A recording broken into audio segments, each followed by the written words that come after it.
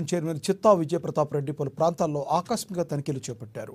నెల్లూరులోని సాంఘిక సంక్షేమ వసతి గృహంలో విద్యార్థులకు వడ్డించిన భోజనంలో చికెన్ తూకంలో దాదాపుగా 75 గ్రాములు తగ్గి ఉంటాయని గుర్తించి మెమో జారీ చేశారు. రేషన్ బియ్యాన్ని భోజనానికి వినియోగించే విషయంలో నాణ్యత లేని కారణంగా అధిక భాగంలో తిరిగి మార్కెట్కు చేరడం ద్వారా రాష్ట్రంలో రేషన్ బియ్యం అక్రమ రవాణా వ్యవస్థీకృతమైందన్నారు. కేంద్ర ప్రభుత్వం మన రాష్ట్రానికి ఇస్తున్న ఒక వరం పీఎం మాతృవందన యోజన. చాలా ఆసరా ఇది. ఆ గర్భిణీ స్త్రీలు, పేదవాళ్ళు, వాళ్ళ సొంతంగా వాళ్ళకు ఉపయోగపడతాయి. అయితే దీంట్లో కొన్ని ఈ ఆశా వర్కర్లు తీసుకొని వాళ్ళ ఓన్ ఐడి మీద అప్లోడ్ చేయాలా. ఆర్సీహెచ్ నెంబర్ అని చెప్పి 11 డిజిట్స్ నెంబర్ ఒకటి క్రియేట్ అవుతుంది. ఆ నెంబరు, వాళ్ళ బ్యాంక్ అకౌంటు, వాళ్ళ ఆధార్ కార్డులో ఉండే డీటెయిల్స్ అవన్నీ కూడా ఎంటర్ చేయాలా.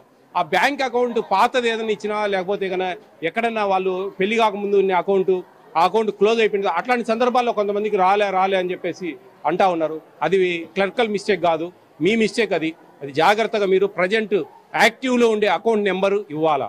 అప్పుడే అది జాగ్రత్తగా వస్తుంది. తర్వాత పెళ్ళైన తర్వాత ఇంటి పేరు మారుతుంది, అది ఆధార్ కార్డులో మారకుండా పోవచ్చు. దానివల్ల కూడా కొన్ని ప్రాబ్లమ్స్ జరిగి కూడా ఈ డబ్బులు పడ్డంలే. ఇలాంటివన్నీ కూడా ఈ ఆశా వర్కర్లు, ఆ గర్భిణీ స్త్రీలు డోర్ టు డోర్ సర్వేకి పోయినప్పుడు ఇవన్నీ డీటెయిల్స్ అన్ని చెప్పాలి. వాళ్ళు చెప్పి వాళ్ళతో మోటివేట్ చేసుకొని వాళ్ళు కరెక్ట్ డీటెయిల్స్ తీసుకొని కరెక్ట్గా అప్లై చేస్తే ప్రతి ఒక్కరికి డబ్బులు వస్తాయి.